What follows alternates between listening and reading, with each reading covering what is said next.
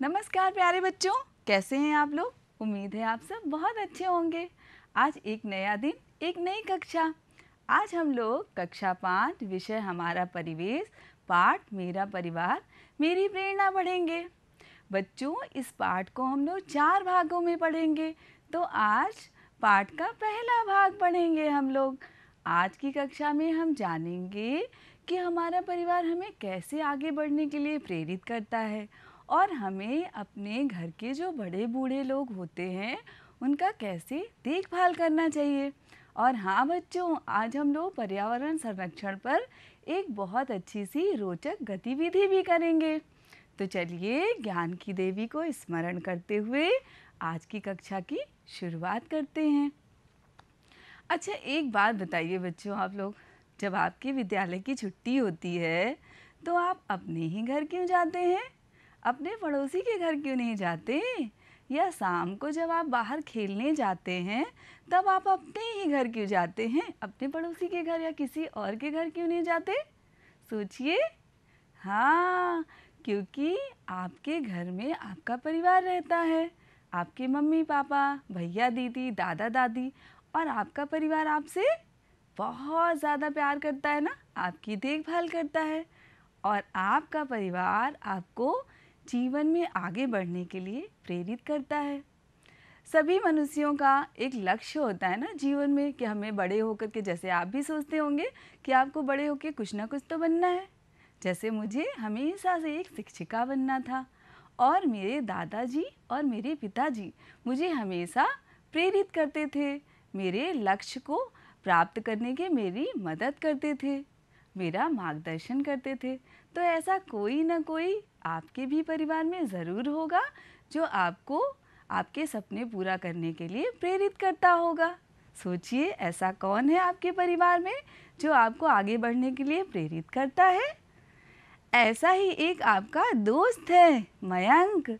उसकी माताजी उसकी प्रेरणा है, उसको हमेशा आगे बढ़ने के लिए प्रेरित करती हैं, उसका मार्गदर्शन करती हैं और जब भी वो उदास होता है उसका मनोबल बढ़ाती हैं। तो आप लोग मिलेंगे मयंक से? बोलिए, मिलेंगे? मयंक आपका दोस्त है। तो चलिए आपको एक छोटी सी प्यारी सी कहानी सुनाते हैं, मयंक और उसकी माताजी की। ये देखिए, ये है मयंक, ये है मयंक और ये है उनकी माताजी। अब इनकी कहानी हम आपको सुनाएंगे। कहानी तो सबको अच्छी लगती है ना। तो चलिए मयंक और मयंक की माताजी से आपको मिलवाते हैं और जानते हैं कि कैसे मयंक की माताजी मयंक को प्रेरित करती हैं। मयंक जो है बहुत प्यारा बच्चा है, बहुत होशियार है, उसको किताबों से बहुत लगाव है, वो पढ़ने में बहुत तेज है। जब मयंक बहुत छोटा था तो पोलियो की वजह से उसका पैर खराब हो गया था। उसको चलने फिरने में थोड़ी सी परेशानी होती है। वो बैसाखियों के सहारे चलता है, आपने चित्र में देखा था ना। तो बच्चों, मयंक जो है वो बहुत ज़्यादा होशियार था, उसको किताबों से बहुत लगाव था। मयंक ने जब कक्षा 5 पास किया तो उसका नाम एक नए विद्यालय में लिखाया गया। मयंक बहुत खुश था। वो सोच रहा था अब मुझे एक नए स्कूल में जानने को मिलेगा, वहाँ मेरे बहुत अच्छे दोस्त बनेंगे। और जब वो नए विद्यालय में गया तो उसको चलने फिरने में थोड़ी सी परेशानी होती थी क्योंकि उसके पैर में थोड़ी सी दिक्कत थी। तो वो दौड़ने वाला, खेलने वाला खेल नहीं खेल पाता था। तो कोई भी बच्चा उससे दोस्ती करने के लिए तैयार ही नहीं हुआ और मयंक को थोड़ा सा बुरा भी लगा। उसने ये बात अपनी माताजी को बताई।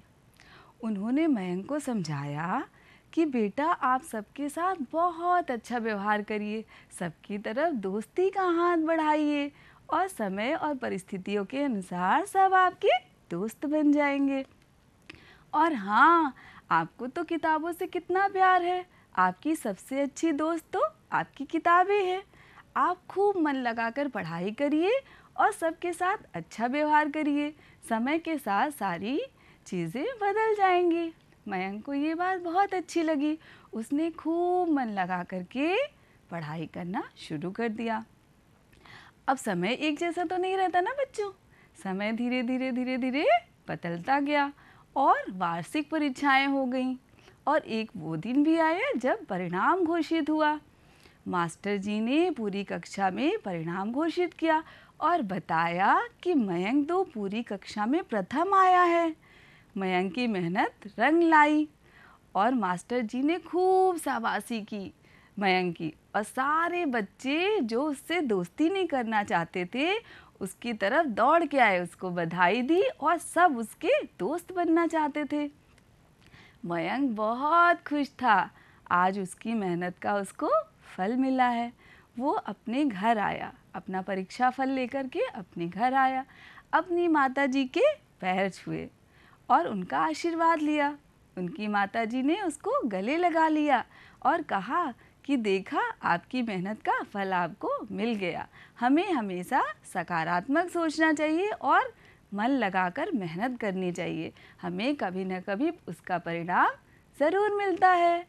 तो आप लोगों को कैसी लगी कहानी? अच्छी लगी होगी ना?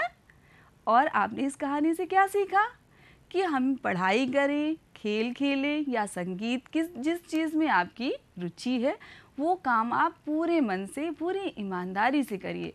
आज नहीं तो कल आपको सफलता ज़रूर मिलेगी। और हाँ, जो दिव्यांग बच्चे होते हैं, दिव्यांग लोग होते हैं, वो बहुत प्रतिभावान होते हैं। हमें हमेशा उनकी तरफ दोस्ती का हाथ बढ़ाना चाहिए और उनके अंदर जो भी गुण है उसको आगे बढ़ाने के लिए प्रेरित करना चाहिए। तो देखिए, मयंक और मयंक की माँ कितनी अच्छी थी। अब आप भी एक वादा करिए कि आपके विद्यालय में जो भी दिव्यांग दोस्त हैं आप उनसे दोस्ती करेंगे ना? और बच्चों, आपकी एक दोस्त आपकी किताब में भी है। तो चलिए आइए मिलते हैं अंजू के परिवार से। आपकी एक प्यारी सी दोस्त आपकी पाठ्य पुस्तक में भी है, अंजू। तो आप लोग कक्षा 5 हमारा परिवेश का दूसरा पाठ मेरा परिवार मेरी प्रेरणा खोलिए और उसका पहला भाग और देखिए अंजू के बारे में क्या बताया गया है। अंजू क्यों इतनी खुश है? तो अपनी पाठ्य पुस्तक खोलिए आप लोग। मेरा परिवार मेरी प्रेरणा। ये देखिए, आप जब पाठ्य पुस्तक खोलेंगे तो आपको ये चित्र दिखाई देगा। ये है अंजू का प्यारा सा परिवार। अब देखिए इसमें कौन कौन है। इसमें अंजू की माताजी, अंजू के पिताजी, अंजू के भाई और अंजू की ये प्यारी सी नानी। तो आइए अंजू के परिवार के बारे में और जानें। मैं स्कूल से खुश होकर लौट रही थी। ये अंजू कह रही है कि वो स्कूल से बहुत खुश होकर के लौट रही थी। पर्यावरण संरक्षण पे सबसे अच्छा लेख मेरा था। अरे वाह, अंजू ने बहुत अच्छा लेख लिखा, उसका सबसे अच्छा लेख था। घर पर 2 लोगों को अपनी यह बात सबसे पहले बताना चाहती थी, एक मेरी नानी और दूसरे मेरे भैया। आपके परिवार में भी ऐसा कोई ना कोई सदस्य होगा जिसको आप अपनी सारी बातें बताते होंगे और जब आप खुश होते होंगे तो सबसे पहले या तो अपने दादा दादी या अपनी माता जी किसी न किसी को बताने जाते होंगे ना। ये दोनों मेरी बातों में सबसे ज़्यादा खुश होते थे। अब अंजू की नानी और अंजू के भैया हमेशा अंजू की बातें सुन करके बहुत खुश हो जाते थे। मेरी नानी मेरे बारे में सुनने को हमेशा उत्सुक रहती थी। अब आप सोचिए कि आपके दादा दादी भी आपके बारे में हमेशा बातें जानने के लिए उत्सुक रहते हैं। और हाँ, ये ज़रूर होगा, वो भी आपके बारे में हमेशा कुछ ना कुछ अच्छा ही सोचते हैं। भैया ने मुझे हमेशा प्रेरणा मिलती है। नानी के घर में उनकी देखभाल करने वाला कोई नहीं है, तो अंजू को किससे प्रेरणा मिलती है? अपने बड़े भाई से। और नानी के घर में उनकी देखभाल करने वाला कोई नहीं था, तो बेटा जो घर में बड़े बूढ़े लोग होते हैं ना, उनको थोड़ी सी परेशानी होती है। मैंने पिछली कक्षाओं में भी आपको बताया है कि उनकी देखभाल बहुत ज़रूरी होती है। भैया की बात मानकर नानी अब हमारे साथ ही रहती हैं। अब भाई अंजू की नानी के घर में तो कोई उनकी देखभाल करने वाला नहीं था, तो उनके भैया ने कहा कि आपके यहाँ कोई देखभाल करने वाला नहीं, तो आप हमारे साथ रहने आ जाइए। नानी की उम्र ज़्यादा है, वह ऊंचा सुनती हैं और उन्हें दिखता भी कम है। तो बच्चों, आप अपने परिवार में देखिए, अपने आसपास देखिए, जो बूढ़े और बुज़ुर्ग लोग होते हैं उनको चलने, देखने, सुनने में थोड़ी सी परेशानी होती है। आप अपने दादा दादी को ही देखा होगा कि उनको थोड़ी सी जीवन जीने में दिक्कत होती है। ऐसा ही अंजू के नानी के साथ भी था। रोज़ सुबह पापा उनको अखबार ज़ोर ज़ोर से पढ़ के सुनाते हैं। अब क्यों ज़ोर ज़ोर से पढ़ के सुनाते हैं? क्योंकि उनको थोड़ा ऊंचा सुनाई देता है, इसलिए कि वो सारी खबरें समझ पाएँ तो थोड़ा तेज़ तेज़ पढ़ के सुनाते हैं। अब आप सोचिए कि आप अपने दादा दादी या नाना नानी की किन किन कामों में मदद करते हैं। सोचिए बच्चों। इस उम्र में भी नानी तरह तरह के पकवान बनाती हैं। तो जो बड़े बूढ़े लोग होते हैं उनके पास जीवन का बहुत अनुभव होता है और वो तो कई कामों में माहिर होते हैं और हमें हमेशा अच्छी सलाह देते हैं। उनसे हमें सीखने को बहुत कुछ मिल सकता है। वो बाटी चोखा बहुत अच्छा बनाती हैं। क्या अच्छा बनाती हैं? बाटी चोखा। तो आपको भी अपने दादी या नानी के हाथ का स्वाद याद आ गया होगा ना कि वो कितने स्वादिष्ट पकवान बनाती हैं। माँ ने उन्हीं से बनाना सीखा है। माँ आज भी नानी से पकवानों के बारे में पूछती रहती हैं। तो जो बड़े लोग होते हैं वो तो हमेशा हमारी सहायता करते हैं और हमेशा हमें अच्छी बातें बताते हैं, तो उनसे हमेशा कुछ ना कुछ सीखते रहना चाहिए ना। नानी के साथ हम सब मज़े से रहते हैं और घर परिवार में बड़े बूढ़े रहते हैं तो कितनी रौनक रहती है। आपको कितनी मज़ेदार कहानियाँ सुनाते हैं, आपके साथ खेलते हैं। उनके रहने से घर कितना अच्छा लगता है ना बच्चों। चर्चा करिए। अब आगे बढ़ते हैं। जब कोई व्यक्ति बूढ़ा हो जाता है तो उनको क्या क्या तकलीफ होती है? अब ये आपको सोचना है और जानना है कि जो बूढ़े लोग होते हैं उनको क्या क्या तकलीफ होती है। मेरे भैया किशन संगीत सिखाते हैं। ये किसके भैया हैं? हाँ, ये अंजू के भैया हैं जो संगीत सिखाते हैं। गाना सबको अच्छा लगता है ना, आप सबको पसंद है। बच्चे उनकी बहुत इज्जत करते हैं। अब जो गुणी लोग होते हैं, उनके पास कोई प्रतिभा होती है तो समाज में उनकी इज्जत अपने आप ही बढ़ जाती है। तो आपको भी कोई न कोई अच्छा गुण अपने अंदर विकसित करना है ना बच्चों। भैया को संगीत सुनने, दोस्तों के साथ घूमने और बातें करने का बहुत शौक है। भैया को दिखता नहीं है। अब सोचिए कि जो अंजू के भैया हैं उनको आँखों में कोई परेशानी है, वो दृष्टिहीन हैं और उनको देखने में थोड़ी सी दिक्कत होती है, उनको दिखाई नहीं देता, लेकिन फिर भी वो कितने प्रतिभावान हैं कि लोग उनकी इज्जत करते हैं। वो सबको संगीत सिखाते हैं और सबके लिए समाज में प्रेरणा है। फिर भी वो अपना काम खुद करते हैं। अब सोचिए उनको आँखों से नहीं दिखाई देता, लेकिन फिर भी वो अपना सारा काम खुद करते हैं। जब कभी उनको मदद की ज़रूरत होती है तो हम सब उनकी मदद करते हैं। तो बच्चों, जो दिव्यांगजन होते हैं, जिनको कोई समस्या होती है शारीरिक, उनको थोड़ी सी जीवन में परेशानी होती है, तो ये हम सब की नैतिक जिम्मेदारी है कि हम उनकी हमेशा सहायता करें, उनकी मदद करें और उनको आगे बढ़ने के लिए प्रेरित करें। ठीक है। भैया को पढ़ने का बहुत शौक है। भैया ने शहर जाकर संगीत सीखा है। अब किशन को संगीत में रुचि थी तो उन्होंने शहर जाकर के संगीत को सीखा। अब गांव में रहकर बच्चों को संगीत सिखाते हैं। अब उन्होंने शहर से संगीत सीख लिया। अब गांव में जो बच्चे संगीत सीखना चाहते हैं वो बड़े मनोयोग और प्यार से उन बच्चों को संगीत सिखाते हैं। तो सोचिए कि वो कितने लोगों के लिए प्रेरणा है और समाज के लिए कितना अच्छा काम कर रहे हैं। विद्यालय में 26 जनवरी के कार्यक्रम को तैयार करने में भी भैया ने सहयोग दिया था। अब आपको 26 जनवरी को क्या होता है? गणतंत्र दिवस मनाया जाता है ना। उस दिन विद्यालय में कितना अच्छा सा कार्यक्रम कराया जाता है।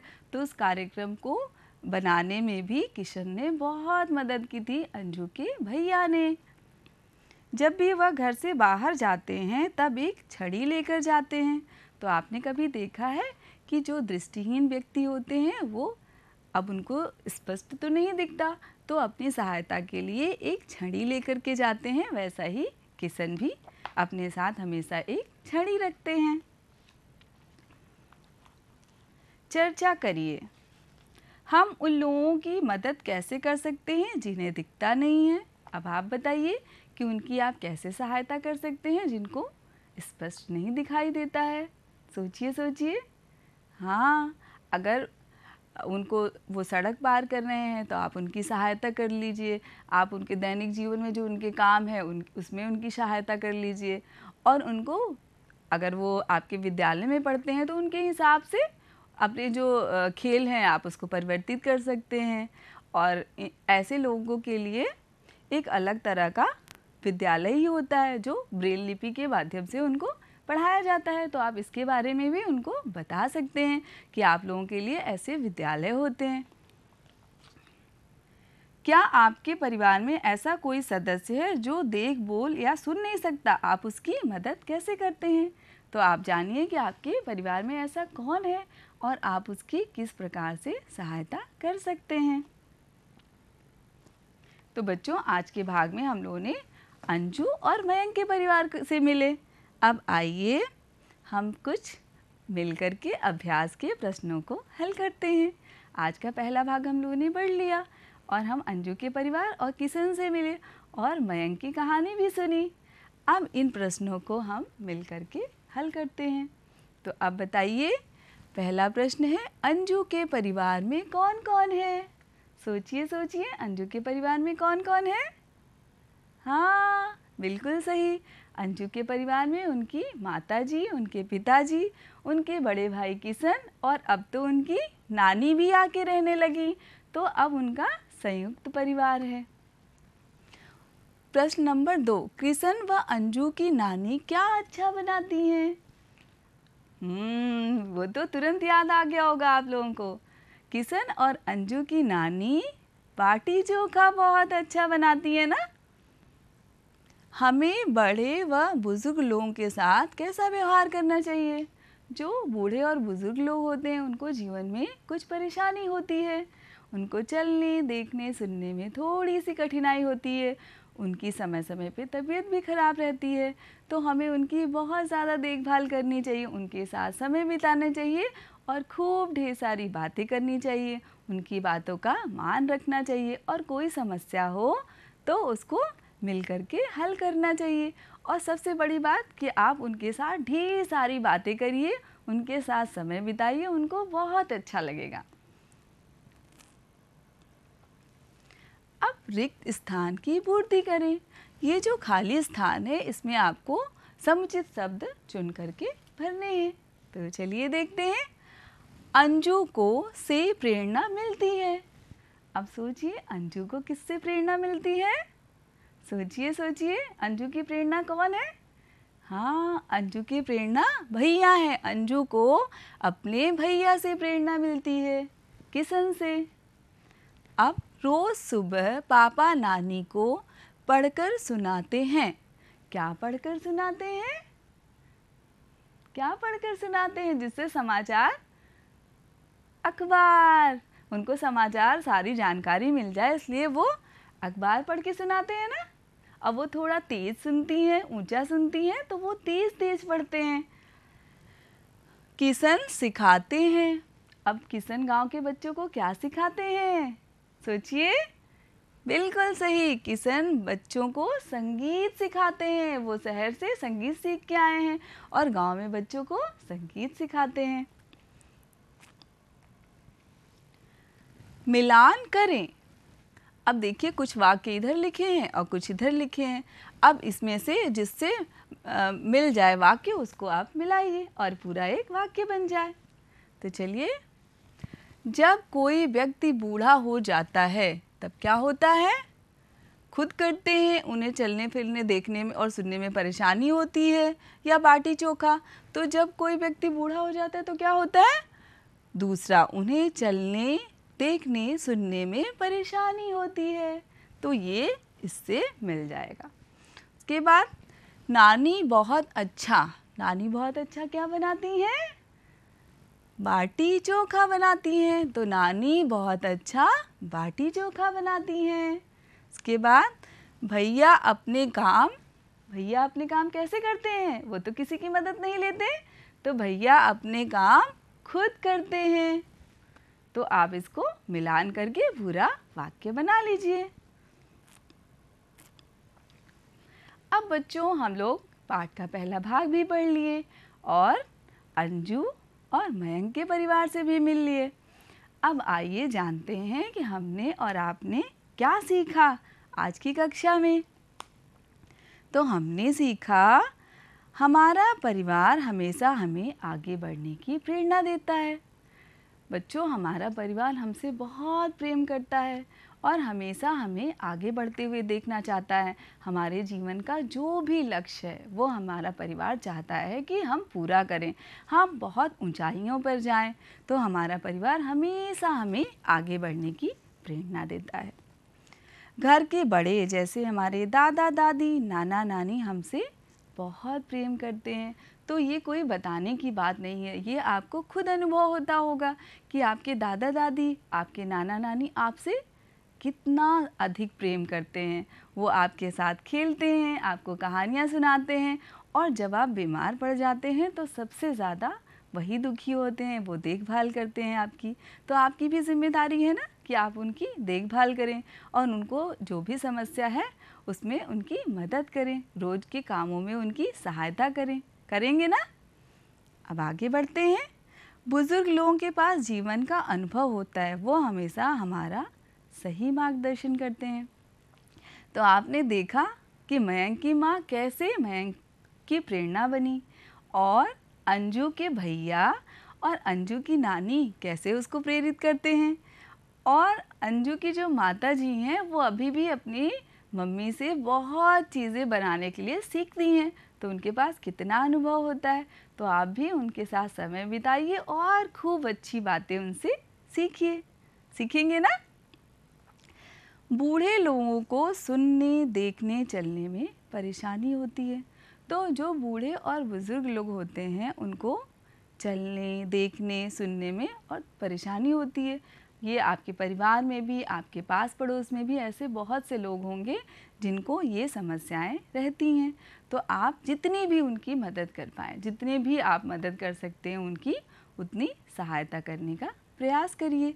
ये बूढ़े लोग हैं, बुज़ुर्ग लोग हैं, इनके पास आपको बताने के लिए और कहने के लिए बहुत कुछ होता है, आपको बहुत अच्छी सीख दे सकते हैं। तो आप इनके साथ समय बिताइए और जीवन में खूब आगे बढ़िए।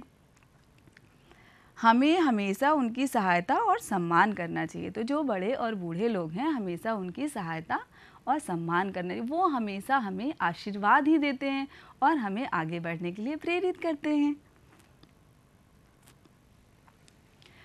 अब आइए हम और आप मिलकर एक रोचक गतिविधि करते हैं। अच्छा, ये बताइए, अंजू ने किस विषय पर लेख लिखा था और उसको प्रथम स्थान मिला था? हाँ, पर्यावरण संरक्षण पे। तो हम लोग आज एक प्यारा सा पर्यावरण संरक्षण पे चार्ट बनाएंगे। अच्छा बच्चों, ये बताइए, पर्यावरण संरक्षण दिवस कब मनाया जाता है? बताइए। हाँ, 5 जून को। 5 जून को विश्व पर्यावरण संरक्षण दिवस मनाया जाता है। बच्चों, हमारी जो पृथ्वी है वो अनोखा ग्रह है, केवल यहीं पे जीवन पाया जाता है, लेकिन हम मनुष्यों ने इसको प्रदूषित कर दिया है, इसको पूरी तरह से नष्ट करने के कगार पे हैं। इसी वजह से बहुत सी महामारियाँ जन्म ले रही हैं। तो आज हम ये चार्ट बनाएंगे और जानेंगे कि आप बच्चे कैसे पर्यावरण को सुरक्षित रख सकते हैं। आप बच्चे भी पर्यावरण को सुरक्षित रखने में सहयोग कर सकते हैं। तो ये देखिए, आप इस तरह से एक प्यारा सा चार्ट बनाइए और जानिए कि कैसे आप अपनी इस प्यारी सुंदर सी धरती को बचा सकते हैं। तो सबसे पहले आप ये हरे भरे पेड़ लगाइए। पेड़ हमारे सबसे अच्छे दोस्त हैं। आप सोचिए, क्या पेड़ों के बिना हमारा जीवन संभव है? हम तो जीवित ही नहीं रह सकते अगर हमें ऑक्सीजन नहीं मिलेगी।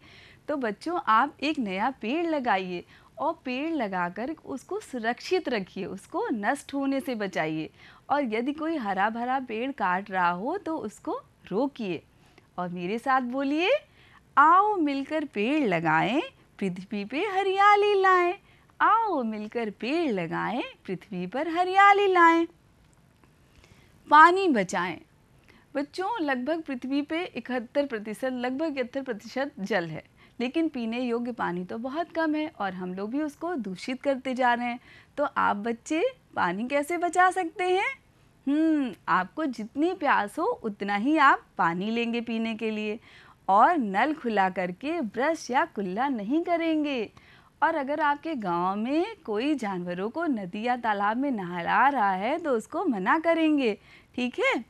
और उसके बाद जो जानवरों को नुकसान ना पहुंचाएं। जानवर हमारे कितने अच्छे दोस्त होते हैं, ये बेजुबान होते हैं और पृथ्वी पे इनको भी रहने का अधिकार है ना, तो इनको हम लोग कहीं भी नुकसान ना पहुंचाएं। वायु प्रदूषण ना फैलाएं। आजकल हमारा वायुमंडल दूषित होता जा रहा है, तो आप बच्चे इसके लिए क्या कर सकते हैं? अभी जैसे कोई त्यौहार से दिवाली आती है, हम लोग बहुत ज़्यादा पटाखे फोड़ देते हैं और हमारा वायुमंडल दूषित हो जाता है। तो आप बच्चे इतना तो कर सकते हैं ना कि खुशहाल दिवाली मनाएं और पटाखे न जलाएं।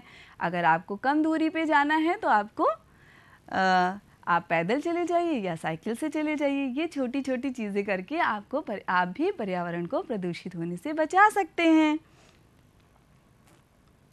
अब आइए हम लोग एक प्यारी सी कविता गाते हैं जिसका शीर्षक है प्यारे दादा दादी नाना नानी। दादा दादी नाना नानी हमसे करते कितना प्यार, दादा दादी नाना नानी हमसे करते कितना प्यार। संग खेलते सुनाते कहानी देते हमको खुशियों का संसार। संग खेलते सुनाते कहानी देते हमको खुशियों का संसार। बूढ़े और बुजुर्गों को होती जीवन में कुछ परेशानी। बूढ़े और बुजुर्गों को होती जीवन में परेशानी। चलने सुनने देखने में थोड़ी होती है कठिनाई। हम उनका खूब ध्यान रखें, उनकी बातों का मान रखें। हम उनका खूब ध्यान रखें, उनकी बातों का मान रखें। खूब करें हम सेवा उनकी, उनका हमें आशीर्वाद मिले। तो बच्चों, ये देखिए आपका गृह कार्य आ गया। आपको इस तरह अपने दादा दादी का चित्र बनाना है और आपको ये सारी चीज़ें लिखनी है कि आपको दादा दादी के साथ समय बिताना कैसा लगता है, आप किन किन कार्यों में उनकी सहायता करते हैं, आपके घर में उनकी देखभाल के लिए क्या इंतज़ाम किए गए हैं और आपने दादा दादी जी से क्या क्या सीखा है। आपकी दादी जी आपको कौन सी कहानियाँ सुनाती हैं, तो ये आपका गृह कार्य है। तो बच्चों, हमें उम्मीद है आज की कक्षा आपको बहुत अच्छी लगी होगी। आपका दिन शुभ हो। आप आसपास सफाई रखिए, अपने बड़ों का सम्मान करिए। धन्यवाद।